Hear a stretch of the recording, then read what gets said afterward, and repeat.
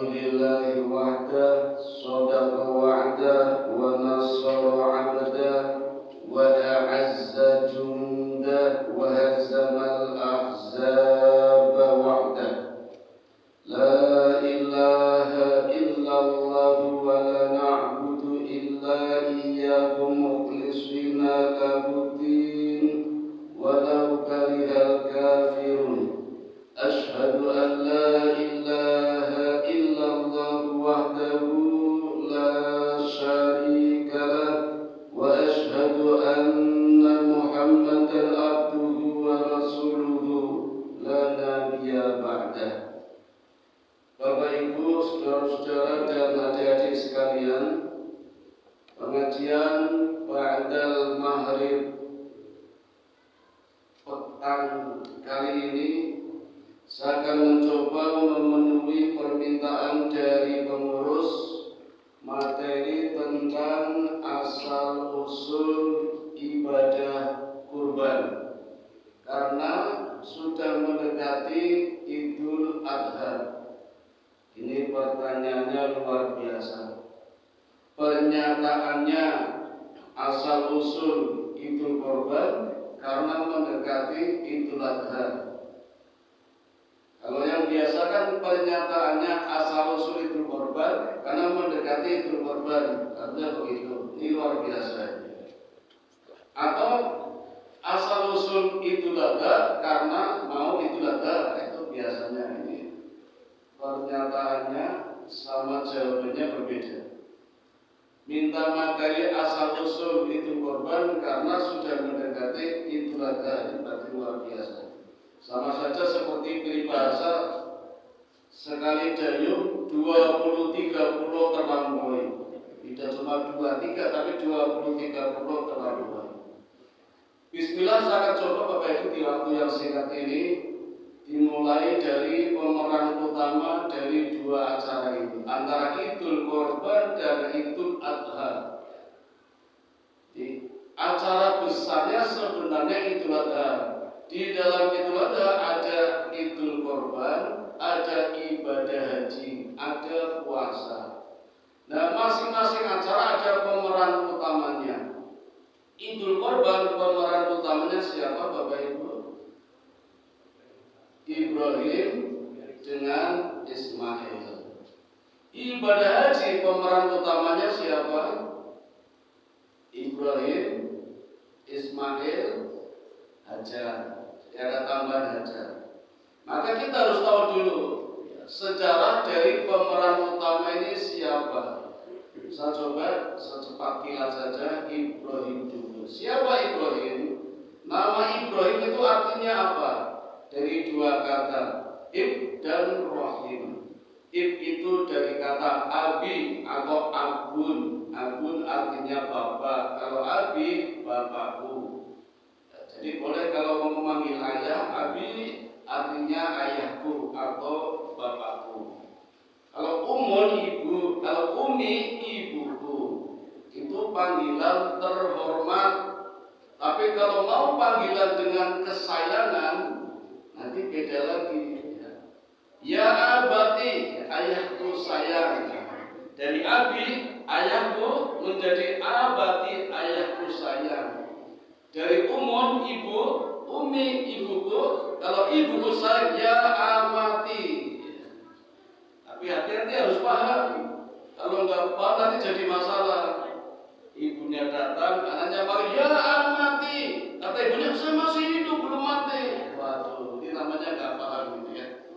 Sama dengan yang orang sakit diberitahu, innalillahi, ini belum meninggal masih sakit. Wah, berarti nggak paham. Jadi harus paham. Rahim artinya apa? Yang perhatian. Tidak cuma sayang. Sayang itu belum tentu perhatian. Yang perhatian sudah pasti sayang. Rahim artinya orang yang siap memberikan kasih sayang walau siap berkorban. Itu namanya rahim. Makanya ibu-ibu punya rahim. Karena siap berkorban untuk menyenangkan, memberikan kasih sayang kepada anaknya. Kan ada orang yang siap memberikan kasih sayang tapi nggak mau berkorban, kan ada. ini memberikan kasih sayang di situ, tapi saya nggak mau korban. Itu cuma sayang, kasih sayang, belum tentu perhatian. Tapi kalau mau berjuang demi memberikan kasih sayang, itu namanya rahim. Itu secara harfiah Ibrahim artinya ayah yang siap memberikan perhatian kepada suaminya, kepada anaknya, lebih-lebih kepada Allah Sang Pencipta. Secara etimologi Ibrahim artinya penyeberang, orang yang suka menyeberang. Maka dalam hidup perjalanannya Nabi Ibrahim sudah beberapa kali melakukan perjalanan menyeberang. Mulai dari lahir di Babilonia, Irak, kemudian diusir oleh bapak ibunya, menyeberang ke Filistin atau Palestina. Dari Palestina usia 60 tahun menyeberang lagi ke Mesir. Dari Mesir kembali lagi menyeberang ke Palestina. Dari Palestina menyeberang lagi ke Mekah. Dari Mekah Palestina lagi bolak-balik. Maka disebut Ibrahim. Panjenengan bapak ibu yang suka menyeberang, suka bepergian antar kota, yang gojek Grab, boleh ganti nama menjadi Ibrahim. Nah, sering mondar mandir. Tetapi Ibrahim semuanya dilakukan dalam rangka melaksanakan tugas karena Allah. Kalau kita melakukan tugas karena Allah, apa yang kita lakukan ringan, tidak ada beratnya. Tapi kalau karena dunia, pasti banyak kecewanya. Panjenengan bu sudah masak enak, dilalah anak dolai mangan, bojone arep mangan malah pas itu, jadi ora dipangan, pasti kecewa, pasti itu. Kalau landasannya dunia. Tapi kalau landasannya akhirat karena Allah, ikhlas, karena sudah bernilai ibadah. Yang kedua, kita mulai dari Hajar. Siapa Hajar itu? Istri Nabi Ibrahim. Yang keberapa? Yang kedua. Dari mana munculnya Hajar? Dari mana aslinya Hajar? Ya, tentu dari Allah. Tapi ikhtiarnya dari mana? Allah memberikan Hajar kepada Ibrahim lewat perjalanan dakwah. Tidak sembarangan begitu muncul Hajar. Ketika Ibrahim tinggal di Mesir, di Palestina, istri pertamanya Sarah sudah berusia 60 tahun. Datang musim paceklik, kemarau panjang, hingga berdua suami istri harus hijrah.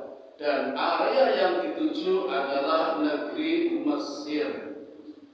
Tidak main-main Bapak Ibu, ketika itu Mesir dipimpin oleh raja yang punya kelainan.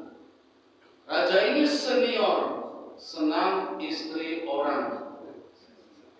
Gadis banyak tapi nggak dipilih, malah milihnya istri orang. Nggak boleh lihat istri cantik diminta direbut, karena udah punya suami. Ibrahim tahu, tapi ini perintah Allah, harus jaga. Maka berdua bersepakat kalau nanti ketemu tentara kerajaan Mesir dan ditanya siapa kamu, aku akan menjawab kamu adalah saudaraku. Begitu pula aku, kalau aku ditanya ya Sarah, engkau akan aku jawab adalah saudaraku, pada istrinya. Maksudnya saudara seiman. Ya, bukan ngapusi, tapi strategi. Tapi apa yang terjadi Bapak Ibu, sampai di Mesir sama tentara kerajaan Mesir tetap saja tidak dipercaya. Ibrahim ditahan, dimasukkan penjara, Sarah dihadapkan kepada sang raja. Melihat kecantikan Sarah yang begitu sempurna secara fisik, raja ini timbul nafsunya. Maka dengan tangan kanannya hendak menjamah Sarah. Begitu hendak menjamah, Sarah berdoa, dan begitu berdoa, raja ini tangan kanannya kena stroke. Dulu sudah ada penyakit stroke, Pak. Tapi namanya nggak tahu belum apa namanya. Raja bertanya, ada apa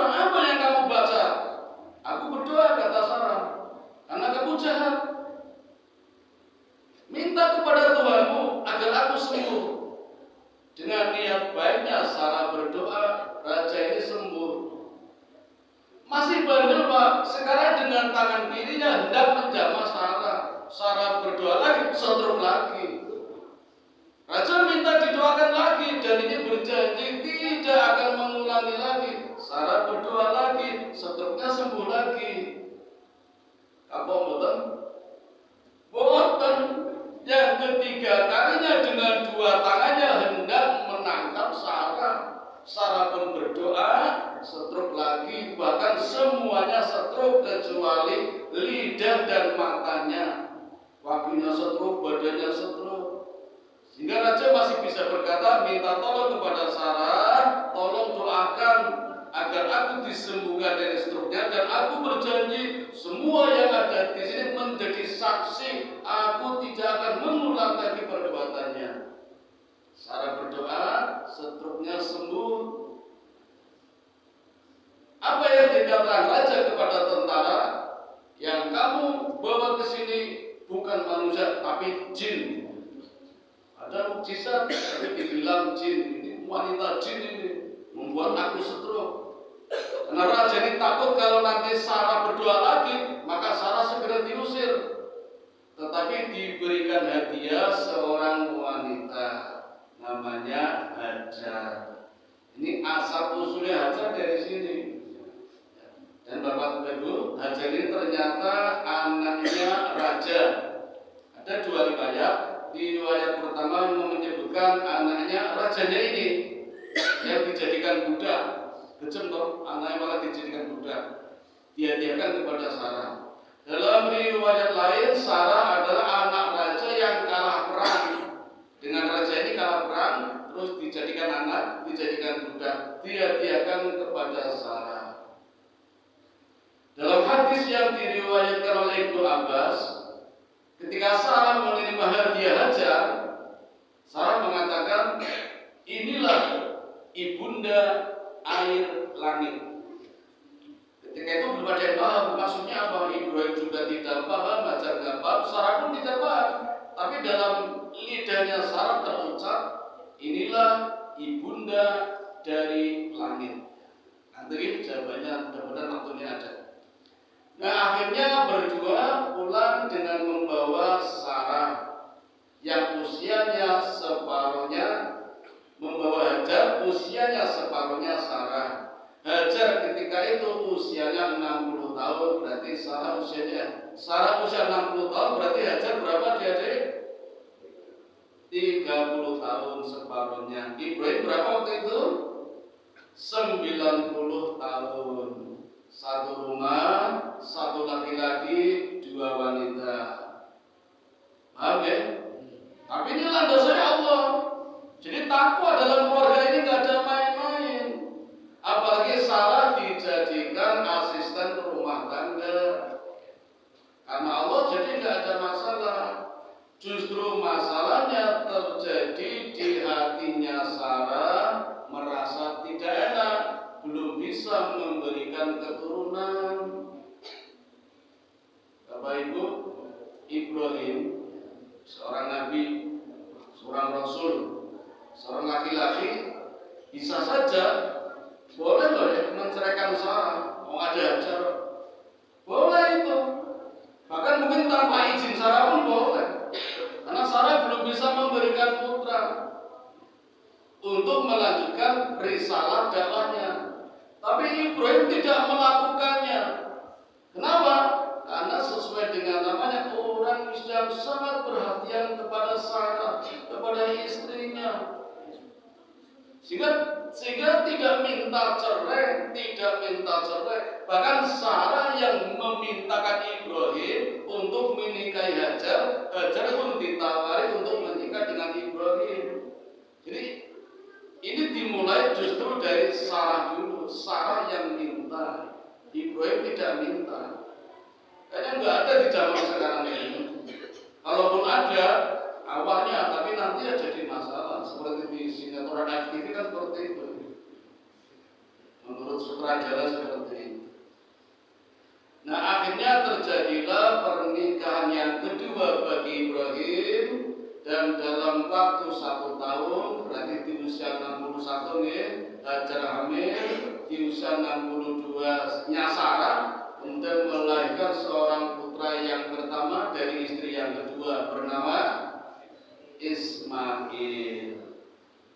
Bapak Ibu, ini pelajaran buat kita dalam kehidupan berumah tangga. Istri pertama satu rumah dengan istri kedua. Yang punya anak istri kedua dulu. Seorang bapak menunggu lama 60 tahun belum punya anak, kemudian dikaruniai anak dari istri kedua. Kira-kira perhatian bapak terfokus ke yang mana? Yang kedua. Kira-kira kalau panjenengan dalam posisi istri pertama, bagaimana perasaannya? Sedih, campur baur ya. Allah Maha Tahu, maka turun ayat, pisahkan Hajar dan Ismail dari Sarah. Ada ayatnya. Jadi nggak main-main, ini perintah Allah. Kalau terjadi pada diri kita, pisahkan istri kedua dan anaknya dari istri pertama. Maka Ibrahim pun melakukan perintah ini, dan perintahnya tidak main-main. Tapi kalau semuanya dilandasi karena Allah, pasti banyak jalan, banyak barokah, banyak karunia. Ini nanti akan terjadi.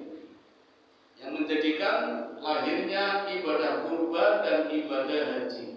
Karena Ibrahim nurut dengan perintah Allah. Tidak karena dewe, tidak mementingkan nafsu atau dunia, tapi karena Allah. Allah minta pisahkan Hajar, istri kedua, dan Ismail dari istri pertama, ternyata mengandung banyak barokah. Apalagi Allah berkehendak ingin membangun kembali rumah Allah yang sempat tersapu banjir bandang besar di zaman Nabi Nuh, yaitu Ka'bah.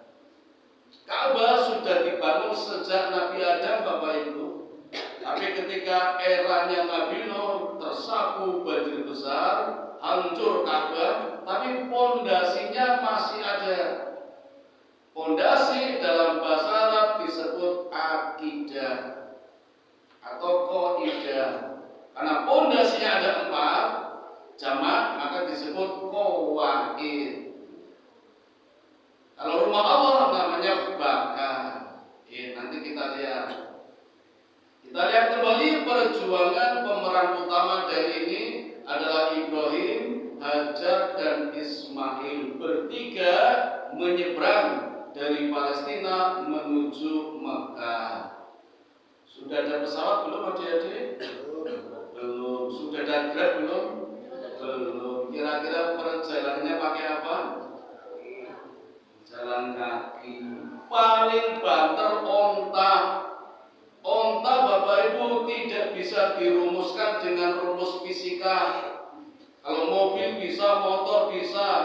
Rumusnya S sama dengan V kali T. Jarak adalah kecepatan kali waktu. Tapi onta nggak bisa dirumuskan sakarape onta.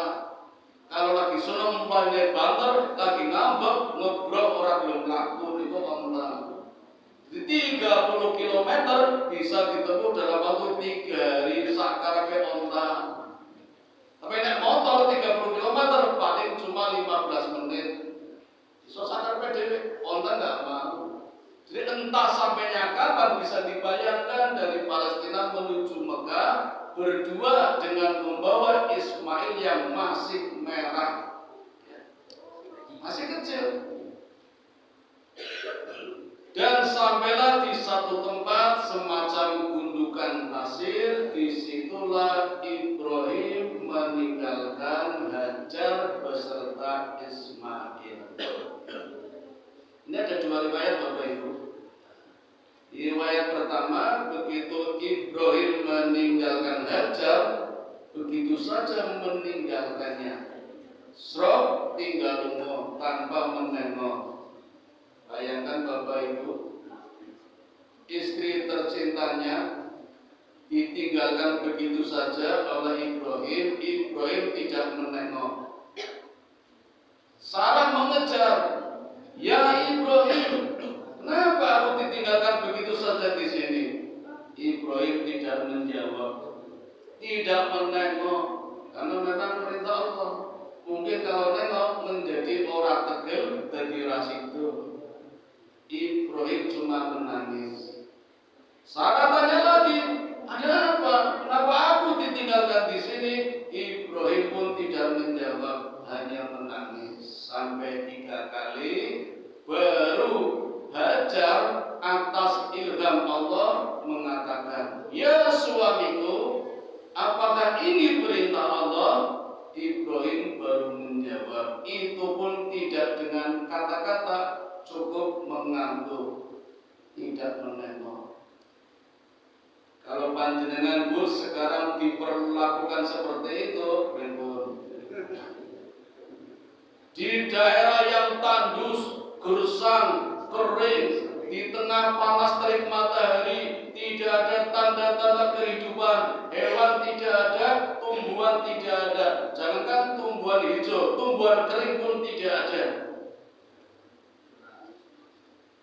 Saiki misalnya panjenengan ditinggal bojone teng mall gelem ora? Oh, gelem banget. Neng mall. Saya dapat cerita dari teman saya, muslimah ini, pakai jubah.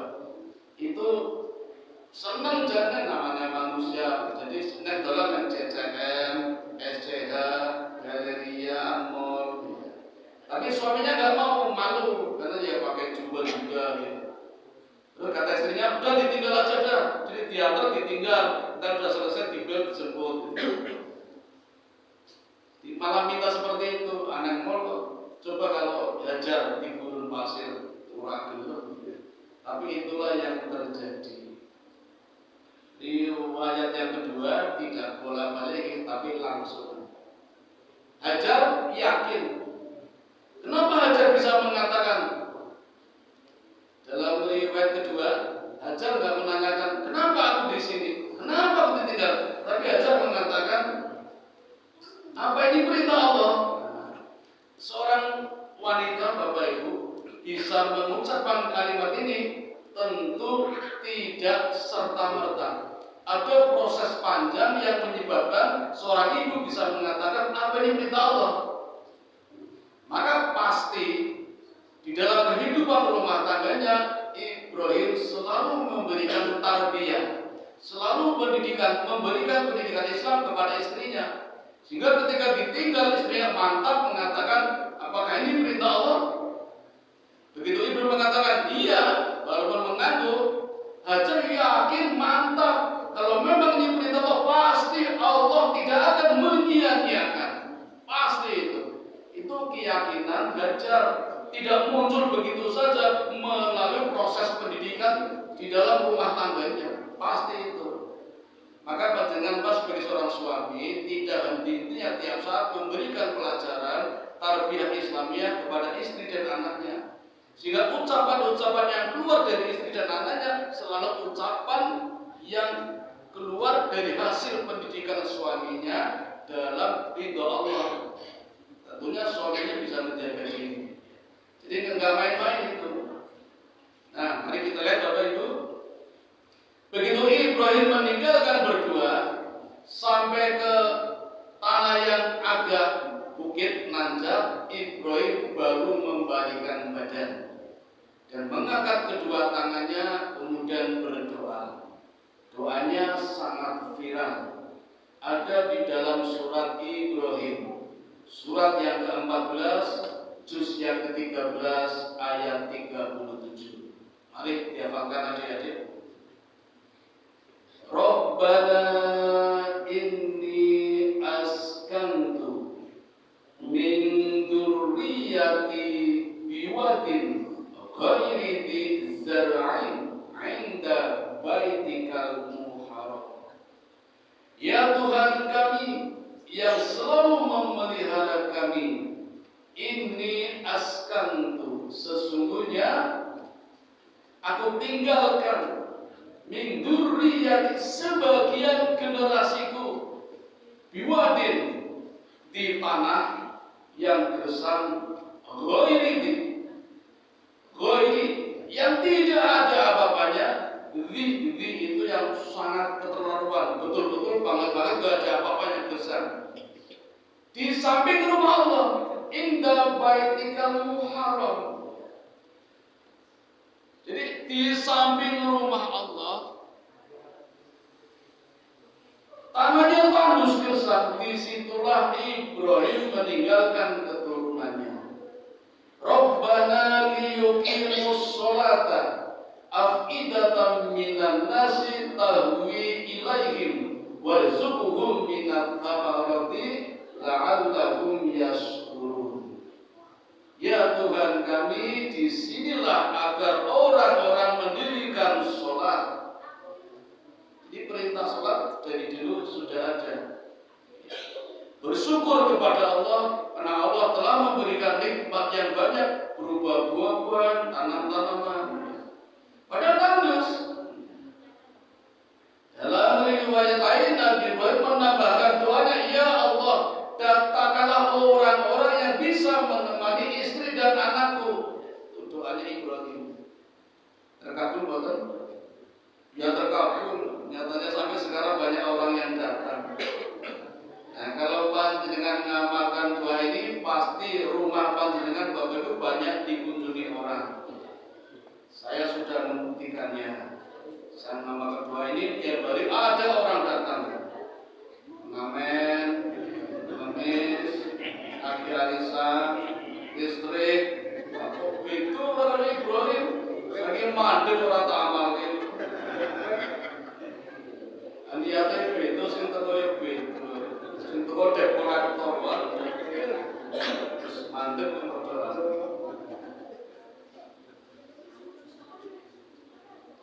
Bon, kita tinggalkan Ibrahim ya. Karena Ibrahim menuju kembali ke Palestina menemui istri pertamanya. Sekarang kita lihat bagaimana Hajar dengan anaknya Ismail yang ditinggal oleh Ibrahim hanya dibekali 2 tempat makanan dan minuman. Kalau dulu namanya gembes, satu isinya makanan, satu isinya minuman. Hajar mulai berpikir, ini pasti habis minuman dan makanan. Mumpung masih ada waktu, cobalah cari-cari, siapa tahu di sekitar sini ada kehidupan, ada perumahan, ada perkampungan, ada tanaman, buah-buahan. Tempat yang terdekat hanya 2 bukit, Sofa dan Marwah. Maka Hajar mulai naik bukit yang pertama namanya Sofa. Dari Sofa terlihat di bukit yang satunya bernama Marwah ada air.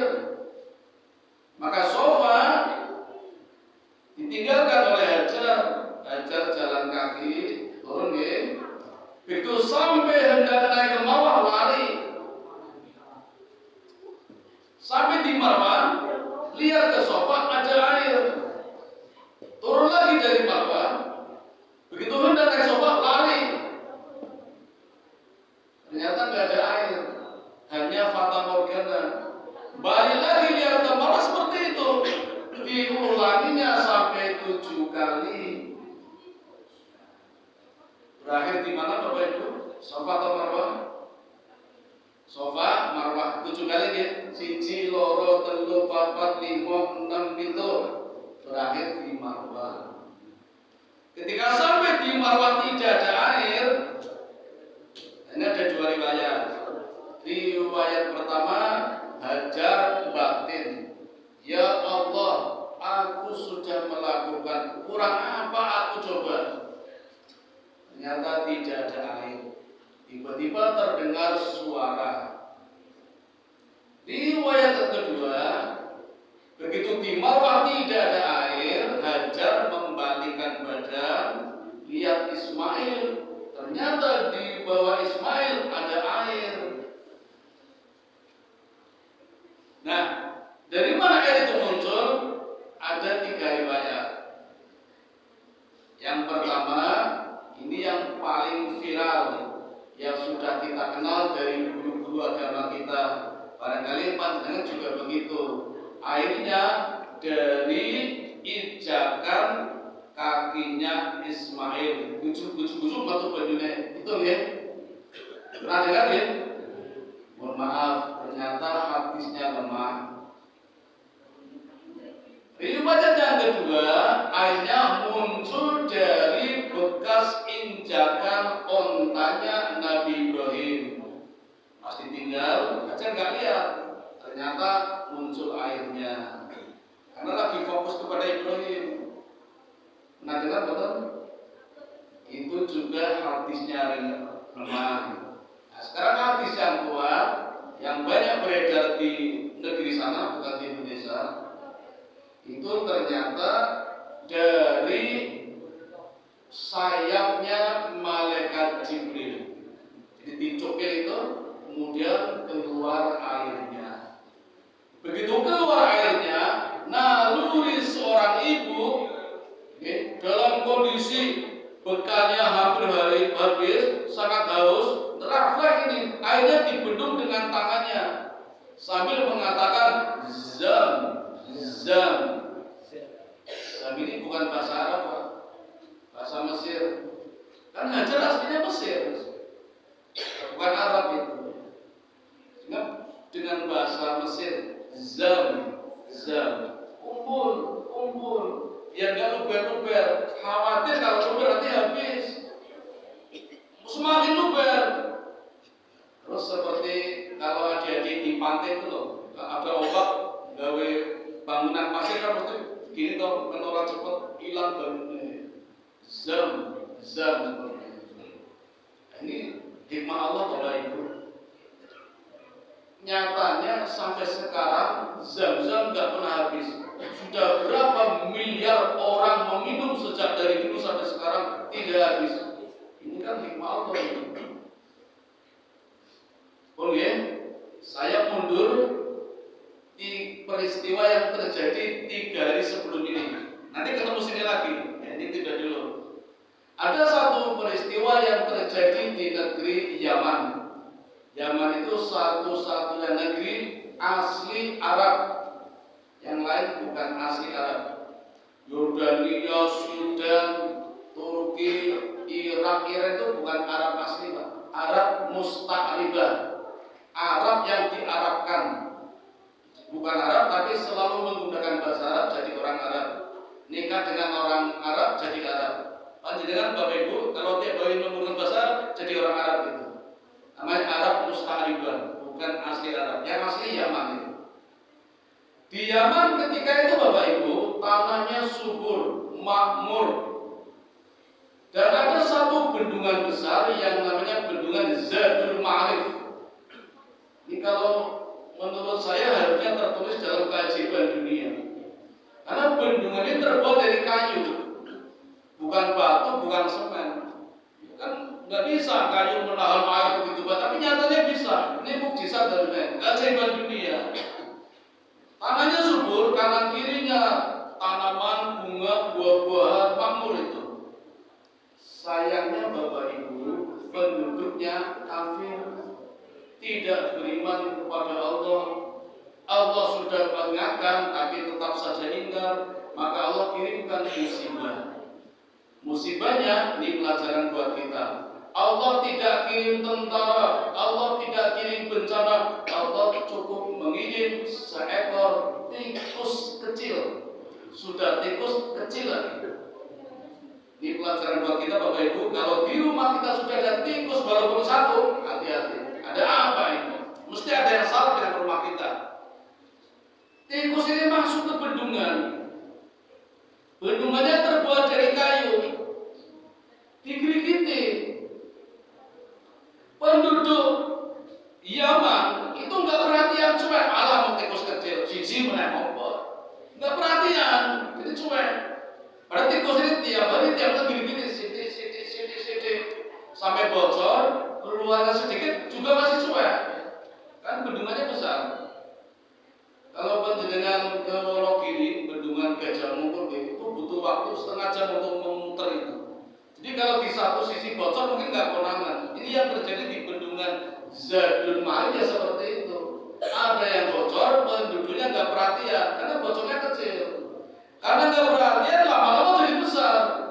Dan sampai pada saatnya bendungan itu pecah, luber airnya, banjir besar, semuanya berantakan, dan saat banjir selesai, semuanya menjadi kering, tanamannya rusak semua, hancur semua gara-gara tikus. Hati-hati, pelajaran buat kita. Nah, setelah kekeringan tidak ada jalan lain, harus pindah. Pindahnya kemana? Tempat yang paling dituju adalah negeri Syam. Yaman, Bapak Ibu, letaknya di sana. Syam itu sana. Kalau dari Yaman mau ke Syam, pasti melewati Mekah, pasti itu. Karena nggak ada jalan lain. Waktu itu belum ada pesawat, hanya jalan darat. Tapi iso muter-muter iso. Orang Yaman sudah hafal, karena sering lewat Mekah. Di Mekah nggak ada air. Tapi hari itu ketika lewat Mekah, di atas banyak burung muter-muter. Pasti ada air. Air dari mana? Curiga.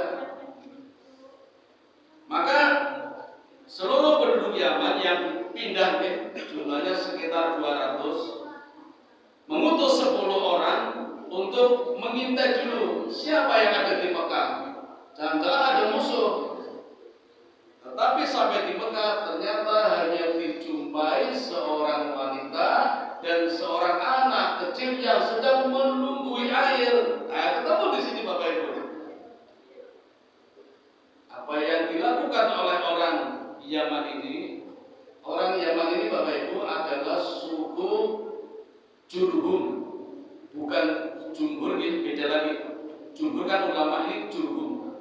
Suku Jurhum itu suku yang memiliki peradaban tinggi, pandai bercocok tanam, bertani, beternak. Ya. Walaupun mereka ingkar kepada Allah, tidak beriman, tapi memiliki akhlak budi pekerti yang mulia. Melihat air yang hanya ditumbuhi seorang ibu dan anak, kalau logika kita nih, kalau hidup di masa sekarang, bangsa sekarang pasti diminta, direbut, kalau perlu dibunuh ibu dan anak ini. Ini kalau sekarang, jangankan hanya air. Ya, contohnya negara kita nih, orang asing datang menjajah ambil, yang kebangetan kita sendiri malah dinaikkan, dijual malah itu loh, kebangetan banget. Pun tidak ketawa-tawa ceritanya. Kembali ke Hajar lagi. Dengan rendah hati suku Jurhum ini mengatakan, wahai ibu, bolehkah aku mengambil air ini? Sopan banget. Kalau boleh, aku akan siap memberikan upeti.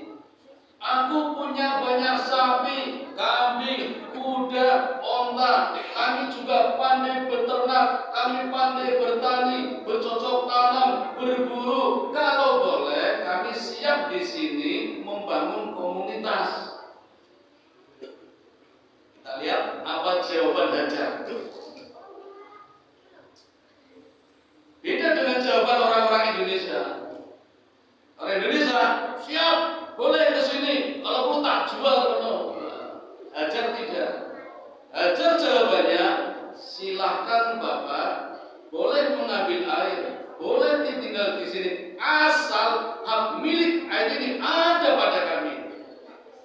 Hajar Bapak Ibu, seorang diri hanya dengan anak kecil sanggup menghadapi 10 orang dari suku yang sudah punya keterampilan. Hajar mengatakan, silakan boleh menikmati air, boleh tinggal, tapi hak milik air ada pada saya. Negara kita berani seperti itu, malah diberi apa? Sekarang punya apa? Nikel nggak punya. Bapak Ibu, obat-obatan seluruh dunia jumlahnya 40.000. Indonesia punya 30.000. Tapi nggak ada yang pakai nama Indonesia. Harus pakai nama penelitinya. Penelitinya orang asing, jadi pakai nama orang asing. Pasak bumi itu hanya ada di Pulau Borneo. Temuti Pak, Kalimantan. Di sana ada gudang besar milik Belanda. Kalau diangkut pakai kapal hanya butuh waktu 4 jam naik ke atas. Ini dipetangin naik ke atas sampai di Belanda yang 4 jam. Punya kita apa? Pasak bumi, bencana apa? Punya kita, tapi diangkut ke Belanda. Orang Belanda nggak ada yang berani bilang ini hak milik kami, nggak ada. Diangkut ke semua. Kamu bilang kita. Dah kembali ke hajar. Kita lihat Bapak Ibu. Tidak ada 24 jam. 1 kali 24 jam tidak ada. Allah sudah memenuhi doanya Ibrahim. Kemarin Ibrahim baru saja berdoa, ya Allah kirimkan orang Arab untuk menemani istri dan anakku. Gak nyampe 24 jam. Allah sudah kirim orang-orang datang dan membentuk komunitas. Maka terbentuklah satu komunitas di situ antara Ismail dan Hajar, orang Mesir, Ismail orang Palestina, anak lahir di Palestina, dengan suku Jurhum orang asli Arab.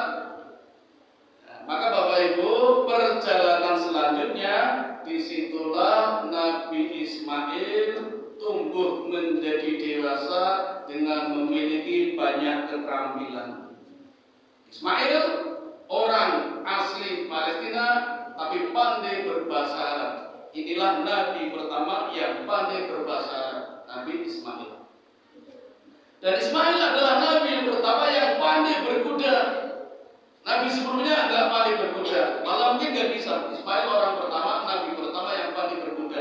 Berkat hidup bersama dengan suku Jurhum yang sudah biasa beternak, bercocok tanam, bertani, berkuda. Itu Ismail. Manfaatnya Bapak Ibu, ada satu komunitas barokah dari Allah kalau taat kepada Allah. Nah Bapak Ibu,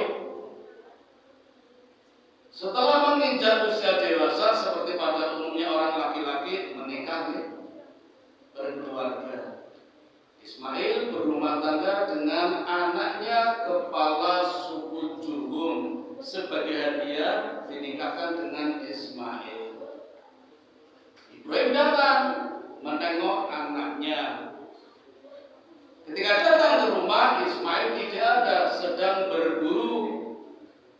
Yang dijumpai hanya istrinya. Ibrahim bertanya, kemana Ismail sedang berburu? Bagaimana kehidupan rumah tanggamu? Istri yang ini Bapak Ibu, ketika ditanya Ibrahim, banyak mengeluh. Tidak pernah terucap satu kalimat pun alhamdulillah, nggak pernah. Kami hidup susah, banyak masalah.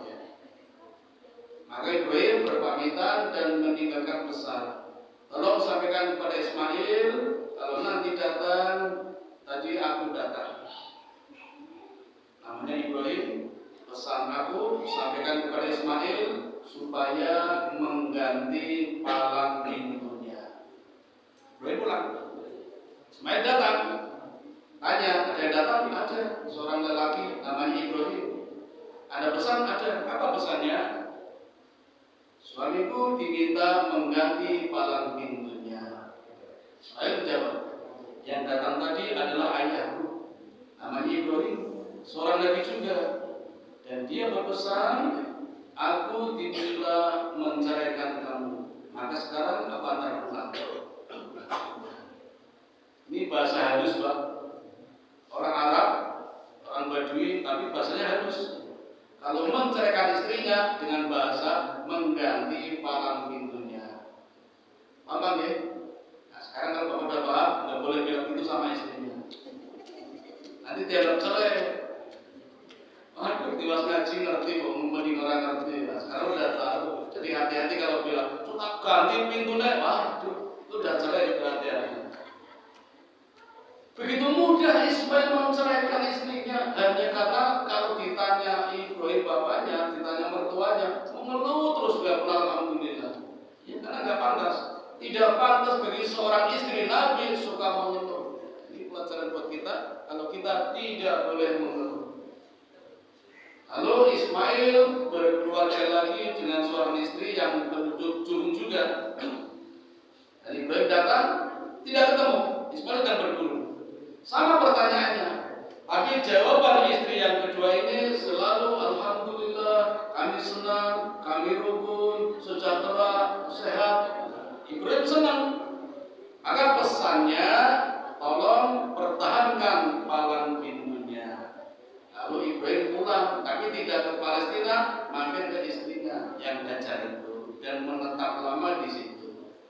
Ismail datang, tanya tadi yang datang siapa? Lelaki bernama Ibrahim, dan pesannya supaya mempertahankan palang pintunya, berarti melanjutkan rumah tangganya. Dan bersama dengan istri yang kedua ini, Ismail dikaruniai anak 12 anak laki-laki, 1 perempuan. Kabeh boten? Kabeh. Kabehnya Gusti Allah. Kabehnya wong mesti rampung. Wong ora sudah banget itu kabehnya wong, kabehnya Allah ya. Makmur sejahtera. Bapak Ibu, ini ada 2 riwayat.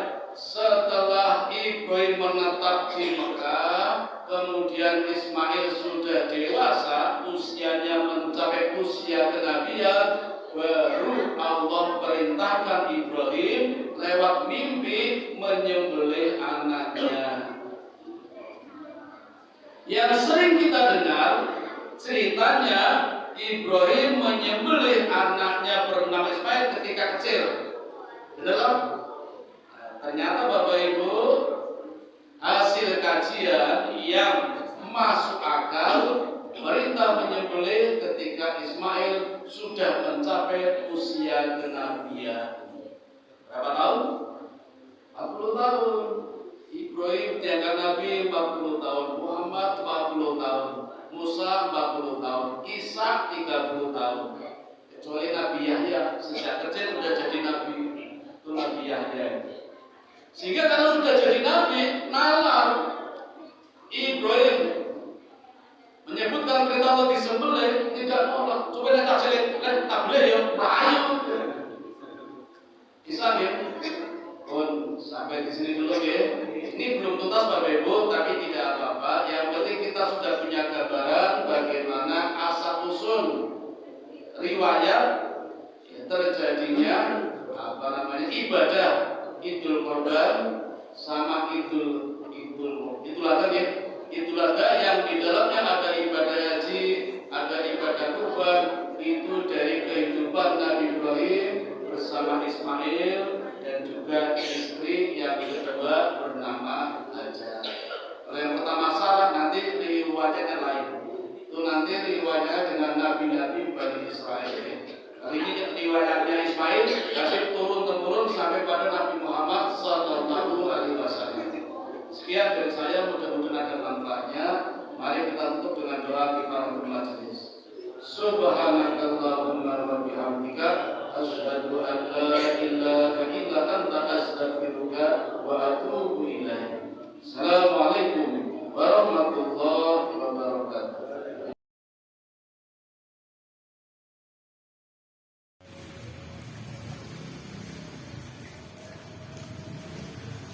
Allahu Akbar.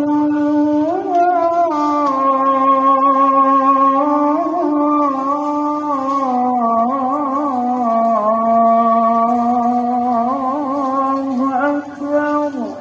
Asyhadu an la ilaha illallah. Asyhadu anna